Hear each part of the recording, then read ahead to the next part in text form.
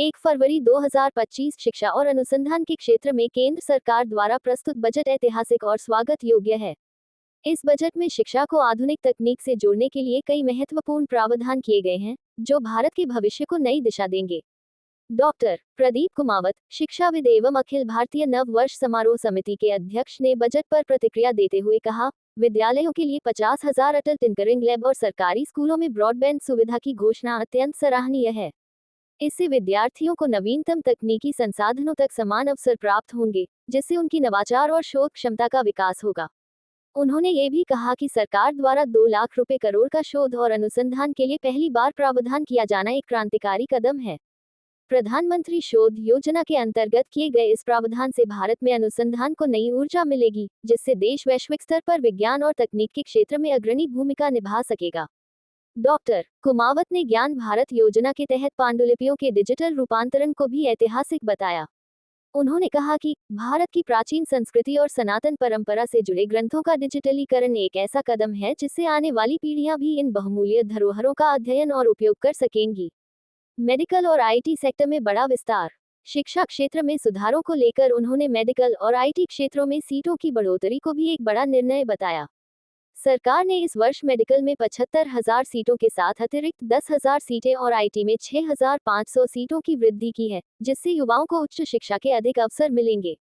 Artificial intelligence में बड़ा निवेश। डॉक्टर कुमावत ने कहा कि आर्टिफिशियल इंटेलिजेंस आई के क्षेत्र में 5,000 करोड़ रुपए का प्रावधान बेहद दूरदर्शी निर्णय है। ये भारत को डिजिटल युग में एक मजबूत शक्ति बनाने में सहायक सिद्ध होगा और स्टार्टअप, उद्योग तथा शोधकर्ताओं को नए अवसर प्रदान करेगा। अंत में उन्होंने कहा कि यह बजट शिक्षा क्षेत्र में बदलाव लाने वाला है और इसे पूरे देश में सकारात्मक रूप से लिया जाना चाहिए। सरकार के इन प्रयासों से भारत की शिक्षा व्यवस्था और शोध संस्कृति को नई ऊंचाइयां मिलेंगी।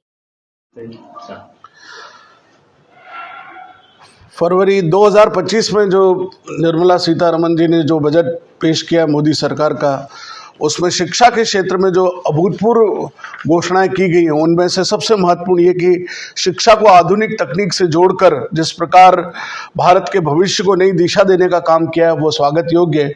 इसमें सबसे पहले जो 50,000 अटल टिंकरिंग लैब की जो घोषणा है, ये अपने आप में विज्ञान में एक ज़बरदस्त क्रांति लाने वाला है।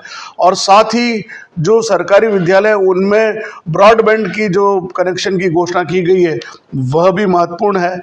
साथ ही 20,000 करोड़ रुपए की जो शोध का जो कार्यक्रम मोदी सरकार के अंदर घोषणा की है, वह भी बहुत ही महत्वपूर्ण रही है।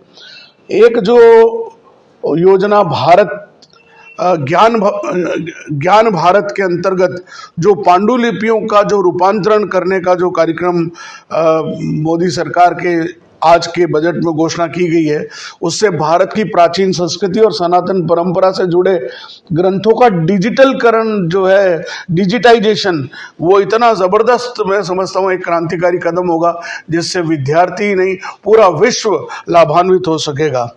मेडिकल कॉलेज में जिस प्रकार से 10,000 सीटें इस बार और आने वाले समय में करीब 75,000 सीटों की वृद्धि की गई है, इसका भी मैं समझता हूँ शिक्षाविद होने के नाते हमका स्वागत करते हैं। और करीब 6,500 सीटें आईआईटी में बढ़ाई गई है। इसके लिए तो सरकार को साधुवाद, जो बच्चे बेचारे वंचित रह जाते हैं, अब उनमें से ज़्यादातर लोगों को एक 6,500 सीटें बढ़ने से उनको मौका मिलेगा।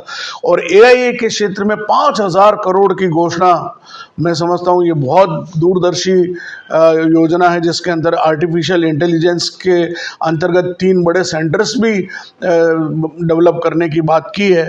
तो मैं समझता हूँ कि ये एक ऐसा अच्छा कदम है। और जो 12 लाख से ऊपर की आय, जो मध्यम वर्ग की जो बहुत बड़ी राहत मिली है, उसका तो सारे देश में ज़बरदस्त स्वागत हो रहा है। मैं भी उसका स्वागत करता हूँ। बहुत बहुत धन्यवाद।